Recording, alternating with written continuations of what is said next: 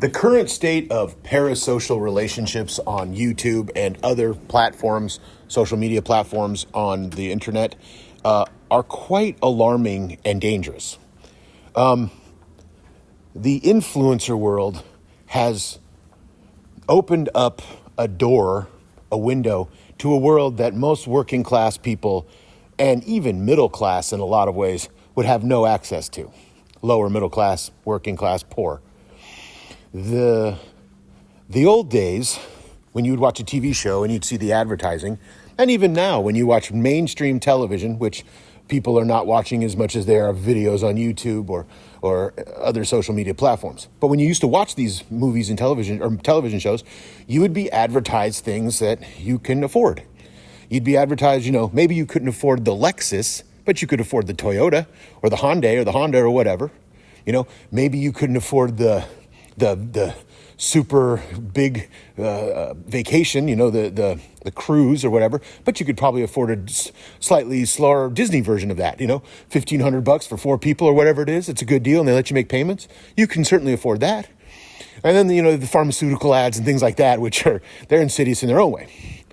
But what kids nowadays are being advertised is opulence. Kids nowadays, with these influencers, they're being advertised things that they never would have even dreamed to be advertised to before. I did not grow up ever seeing, and by the way, let me just preface this. They're not advertising these as products. Like, here, hi, this, do you like this? Are you feeling sick, sick and down? Well, try this new nutrient mix that exists. But what they really are selling them is the lifestyle and the things that the lifestyle has. Jake Paul driving around in a Lamborghini. You would never see a Lamborghini ad on television. Lamborghinis don't advertise on TV, certainly not in America. I've never seen one. You would never see somebody with a Bugatti. I've never seen a Bugatti commercial, and certainly not growing up in the 90s or 80s or 2000s, early 2000s. These kids are seeing them wear $50,000 gold watches while streaming 8 hours a day. And then the diamond necklaces with the cartoon characters that are hundreds of thousands of dollars. Their houses that are playlands that are filled with video games and pools and anything you could possibly desire to have. They're advertised private jets and luxury boxes at sporting events, things that these people can never afford. They will never be on a private plane with a wet bar and steaks and pretty ladies and beds. They'll never live that lifestyle. But these kids are being advertised it every day, and it's being advertised them 8 hours a day, 7 days a week with a lot of these streamers. And not all of them. Some of them are political streamers, like what's his face, Chank's fucking grifting nephew, or they're people that have been around on the YouTubes forever, like those 2 dead-eyed Israelites that are fucking on H2, or we can keep talking about all of these other influencers that live an opulent lifestyle that you will never be able to achieve, and this was never even an issue when I was a kid. This is millennials and Gen Zs that have to deal with, and Zoomies and whatever's coming next. They spend so much time with these people that they develop these horrible parasocial relationships. Now, we've always had sort of parasocial relationships. People that are obsessed with celebrities on television or movie screens, and they stalk them or they write, they get a little too attached. They write them letters and that sort of thing, and they start to believe that person is more important to them than people actually in their own lives in a lot of ways. And there's degrees to parasocial relationships, but parasocial relationships are not good. And we are swimming in parasocial relationships. Let's pretend for a moment, and I just did this math. It's one of the reasons I'm making this video. If you were a Jerry Seinfeld fan, God forbid, but if you were during the height of Seinfeld, okay? Third, fourth season of Seinfeld, when it's huge, everybody's watching it, everybody loves it. Do the math, 22 episodes a year. Let's pretend Jerry's on for 24 minutes an episode. Because back in the day, the episodes were like 26 minutes or whatever it was, and there'd be less advertising. So Jerry's on for 24 minutes. You do the math, that times 22, and you end up with a number that inevitably will get you to 8.8 hours a year. Now think about that compared to the 9 hours a day that people are spending with these influencers, that people are spending with these people online, and being shown a beautiful home and them playing basketball in their private court and seeing other celebrities and going to events and doing all of this stuff and living vicariously through these people, but not in that kind of healthy vicarious way like a grandfather perhaps lives through his grandchildren, but a parasocial relationship. And the desires and the advertising is all there. These people will talk to you like you're sitting in the same room and you're all friends, but they always ask you to join their Patreon. They always ask you to give them money. They always ask you to buy whatever products they're trying to advertise. They'll sell you anything from cryptocurrency and then do a rug pull to vitamins, to t-shirts and t-shirts and swag. And then on top of that, they're wearing the clothing. Some of these people dress like, literally, they're wearing tens of thousands of dollars worth of clothing. Their watches are all high end. Their necklaces are all, like I said, their jewelry is all. These are things that kids would have never seen in the 90s. You just didn't see it in the 80s and 90s. It wasn't available to you. You'd see it on one program called The Lifestyles of the Rich and Famous. And it was a bunch of celebrities flying around in private fucking helicopter. It always seemed like there was an episode, every episode had a helicopter with some TV star from Magnum PI flying around in a fucking helicopter. And he's not even the pilot. And it even looks like they probably just rented to make him look like, but it would always, or they would show them at like a gala. They'd show them but a private gala, like a small gala, not like a big, where there was a lot of media. And it was always cheap, and you had Robin Leach scream at you in that British accent of his. And it was opulence. But it was but you only saw it for half hour a week, maybe? And they only made 6 episodes of it, a year, they were not spending a lot of money. But anyway, you just didn't see it. These kids are surrounded by it. They can't get away from it. I haven't even mentioned the name that everybody knows as an influencer. Literally could be the definition of an influencer. Kardashian. They drive around in cars that cost $100,000, $200,000, $300,000. They fly in private jets that cost $20-30 million.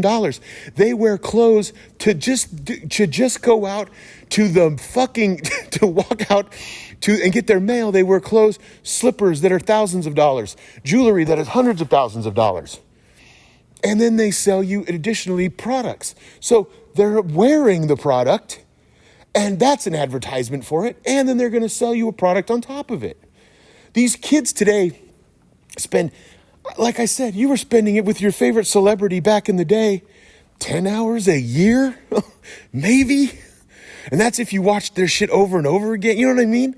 Now these kids today, they're spending fucking 8 hours, 10 hours a day.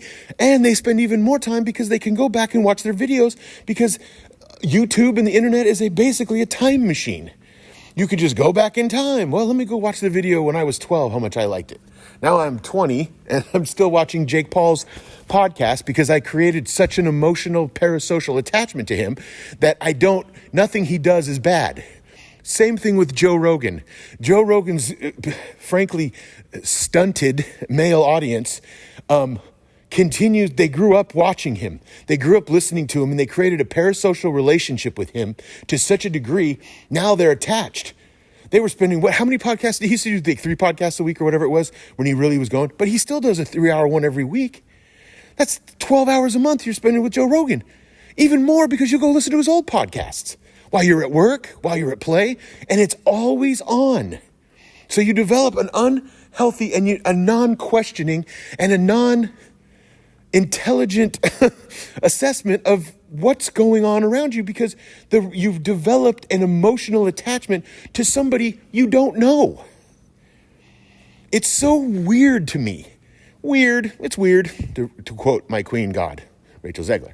But these kids today, these people, and the online world is so bad that bad, good, supernatural, right? It's so unhealthy for the mental state of children. The simulated violence all the time. The constant video games that are these hyperlinks that develop your brain in a way that doesn't allow things like empathy to develop as fast as it should. And then throw in that all of these influencers don't do anything for anyone but themselves. They're toxic individualists. They only care about their money and you giving them your money. And have you ever talked to somebody who's the fan of a podcast? And I don't care what podcast it is, unless you're just listening to a historical podcast, or you're listening to, maybe I like this light political podcast, or maybe I enjoy this socialist podcast or communist podcast. I'm all for those. But if you start to develop an attachment to somebody who's making a vlog, to somebody who is talking to you while they're playing Super Mario Brothers or playing some retro video game, and then you defend them. PewDiePie, when he'd say racial slurs, everyone was fine with it. It was fine when all of these gamers and all of these people went through Gamergate, and they did all these influencers, and they were going after Anna Sarkeesian, and all of the shit that was going on there. It's okay for them to be racist bigots, all these podcasters, and these kids are watching them. They're sitting around watching the Critical Drinker and the Quartering and people like that, and they're spending 8 hours, 6 hours, 5 hours a day on their streams and on their videos. They're being indoctrinated to a way of thinking without questioning it, and then they create an emotional attachment to it. Because that's what everybody does. That's what human beings do. And the podcaster knows, if they've been on long enough and they've grifted long enough, they know that this is the case. And it develops people and a mentality, and it develops a mentality of not questioning anything. Not questioning unless the influencer tells you to, maybe guide tells you to go do something or tells you to, but you're not questioning even your own ideas.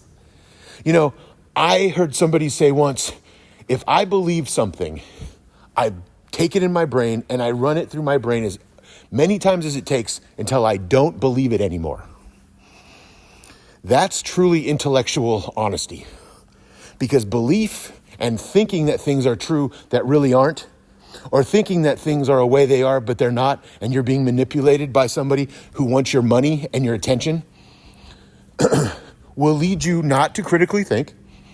It will lead you to be emotionally immature, and it will inevitably lead to a hardening of who you are as a person. And it will lead to saying things like, why should I help anybody? Why should I pay for anybody's health insurance? Why should I want my tax dollars to go to social programs? Why do I want to see people helped? Why do I care if people are poor? I don't care. I want to get mine. My influencer told me. He's showing me. This is how you want what he has. You want the Porsche. You want the big house. You want the watch. You want all of it. And that is greed, and at its finest, that is venal. It has never been a attribute that people have thought was good. It's one of the original from the 10 deadly sins, and will lead society to continue down the path of coarsening and being less empathetic. Stop listening and watching to influencers. And if you know anybody does, get them help today. Thank you for listening.